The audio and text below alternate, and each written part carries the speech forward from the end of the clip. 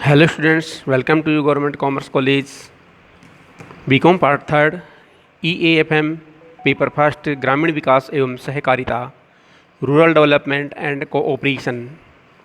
ग्रामीण विकास की व्यूहरचना चैप्टर का नाम है ग्रामीण विकास की व्यूहरचना। और इसमें अभी तक हमारे पास 5 वीडियो आ चुके हैं।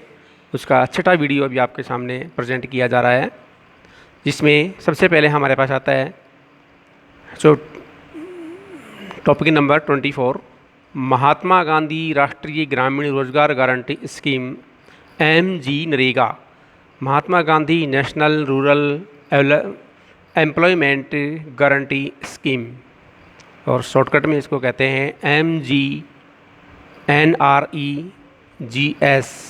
MG नरेगा। MGNREGS कार्यक्रम 2 फरवरी 2006 से शुरू किया गया।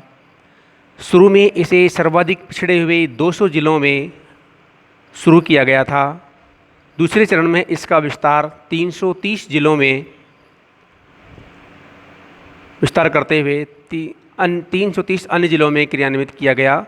शेष बचे हुए 266 जिलों में इस कार्यक्रम को शुरू करने की अधिसूचना 28 सितंबर 2007 को जारी की गई, जिसके परिणाम स्वरूप 1 अप्रैल 2008 से महात्मा गांधी राष्ट्रीय ग्रामीण रोजगार guarantee scheme MGNREGS, MG NREGA को देश के सभी जिलों में लागू कर दिया गया। इस कार्यक्रम के अंतर्गत ग्रामीण क्षेत्रों में मजदूरी रोजगार प्रदान किया जाता है। वर्ष 2007-08 में इस कार्यक्रम के अंतर्गत 2.61 करोड़ रुपये ग्रामीण परिवारों द्वारा रोजगार की मांग की गई, जिनमें से 2.57 करोड़ ग्रामीण गरीब परिवारों को रोजगार प्रदान किया गया। अर्थात यह एक राष्ट्रीय स्तर का एम्प्लॉयमेंट प्रोग्राम है, रोजगार कार्यक्रम है, जिसके अंतर्गत कार्य करने वाले व्यक्ति को सरकार द्वारा निर्धारित मजदूरी प्रदान की जाती है। और इसमें एक वर्ष में प्रति एक व्यक्ति को 100 कार्य दिवस का रोजगार प्रदान किया जाता है। अर्थात एक व्यक्ति पूरे एक वर्ष में 100 दिन कार्य कर सकता है, और उस परिवार के जितने भी व्यक्ति हों वो अपने 100 दिन कार्य की मांग कर सकते हैं और कार्य पूरा कर सकते हैं। इस प्रकार प्रत्येक परिवार के प्रत्येक व्यक्ति को योग्यता उसकी आयु के अनुसार, या जो 18 साल से कम उम्र के व्यक्ति होते हैं उनको नहीं, बल्कि इनसे ऊपर वालों को सभी को रोज़गार प्रदान करने की गारंटी दी जाती है। जिस व्यक्ति का रोज़गार MG नरेगा कार्ड बन जाता है, उस कार्ड के द्वारा उसे रोज़गार प्रदान करने का अधिकार होता है, और वह संबंधित अपने क्षेत्र में रोज़गार की मांग कर सकता है। वर्ष 2007-08 में MGNREGS, MG नरेगा के लिए 12,000 करोड़ रुपए का बजट आवंटित किया गया। वर्ष 2008-09 में MG नरेगा के अंतर्गत 4.51 करोड़ से अधिक परिवारों को रोजगार प्रदान किया गया। वर्ष 2009-10 के लिए 39,100 करोड़ रुपए का बजट आवंटित किया गया तथा 5.26 करोड़ परिवारों को रोजगार उपलब्ध कराया गया। वर्ष 2010-11 के लिए 40,100 करोड़ का बजट आवंटित किया गया। वर्ष 2010-11 में 4.10 करोड़ परिवारों को इस कार्यक्रम के अंतर्गत रोजगार प्रदान किया गया। वर्ष 2011-12 के लिए अनुमोदित 40,000 करोड़ रुपए राशि में से लगभग 21,772 करोड़ रुपए की राशि फरवरी 2012 तक जारी की जा चुकी थी तथा 1 अप्रैल 2011 को इस कार्यक्रम के लिए पूर्व वर्ष में आवंटित राशि में से 18,185 करोड़ का प्रारंभिक शेष सहित कुल 41,615 करोड़ रुपए की राशि उपलब्ध थी। वर्ष 2012-13 में 4.39 करोड़ परिवारों को जनवरी 2013 तक इस कार्यक्रम के अंतर्गत रोजगार प्रदान किया गया।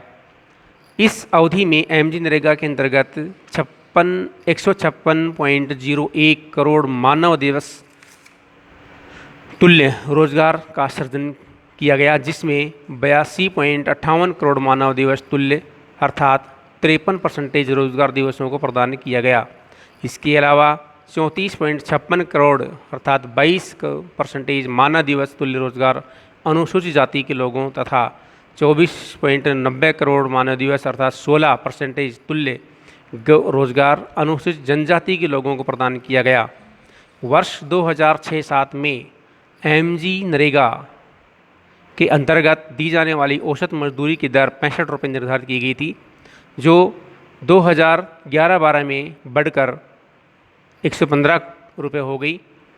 इससे कृषि श्रमिकों को सौदा करने की शक्ति में वृद्धि हुई तथा निजी क्षेत्र में श्रमिकों को अधिक मजदूरी मिलने लगी।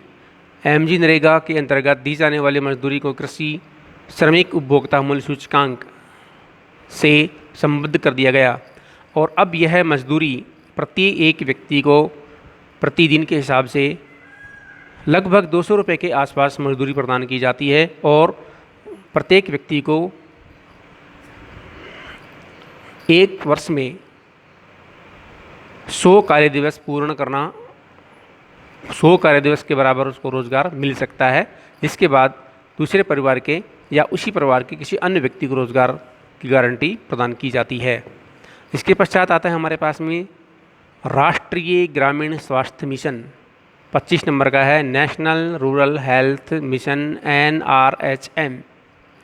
ये चालू क्यों किया गया और इसके चालू करने के पीछे क्या कारण है, उसको भी बातें करते हैं। भारत में बहुत सारे ऐसे ग्रामीण पिछड़े हुए और पूर्णतया अविकसित क्षेत्र हैं, दूर दराज के क्षेत्र हैं, जहाँ तक न लाइट है, न बिजली है, न पानी है और वहाँ पर न कोई रोड की सुविधा है। सिर्फ व्यक्ति पैदल जाते हैं और पैदल आते हैं, पैदल ही एक दूसरे के गांव में आना जाना रहता है और पैदल ही अपने सारे काम पूरे करते हैं। तो ऐसे क्षेत्रों में यदि रोड की सुविधा नहीं होगी तो वहाँ पर अन्य सुविधाएं कहाँ से होंगी, कहाँ से मिल पाएंगी। तो इन सभी बातों को ध्यान में रखते हुए कि बहुत ही पिछड़े हुए और अविकसित इलाकों से व्यक्ति यदि बीमार हो जाते हैं तो उन्हें रोज़गार, बीमार हो जाते हैं तो उन्हें सुविधाएं, स्वास्थ्य सुविधाएं कैसे प्राप्त हों, क्योंकि वहाँ पर ऐसे क्षेत्रों में न तो रोज़गार होता है, न ही अच्छी आय होती है और न ही अच्छे स्वास्थ्य सुविधा केंद्र होते हैं। निजी क्षेत्र में भी स्वास्थ्य सुविधाएं केंद्र नहीं होते हैं और सरकारी क्षेत्र में भी स्वास्थ्य सुविधा केंद्र नहीं होते हैं। तो सभी बातों को ध्यान में रखते हुए ग्रामीण क्षेत्रों में पिछड़े हुए दूरस्थ क्षेत्र के ग्रामीण क्षेत्रों में नागरिकों को उनके स्थान पर ही अच्छी स्वास्थ्य सुविधा उपलब्ध कराने के उद्देश्य से राष्ट्रीय ग्रामीण स्वास्थ्य मिशन प्रोग्राम का आयोजन किया गया। यह प्रोग्राम 12 अप्रैल 2005 को राष्ट्रीय ग्रामीण स्वास्थ्य मिशन कार्यक्रम शुरू किया गया। इस कार्यक्रम की शुरुआत दूर दराज ग्रामीण क्षेत्रों में निर्धन परिवारों को अच्छी गुणवत्ता वाली स्वास्थ्य सेवाएं उचित कीमत पर उपलब्ध कराने के उद्देश्य से की गई थी।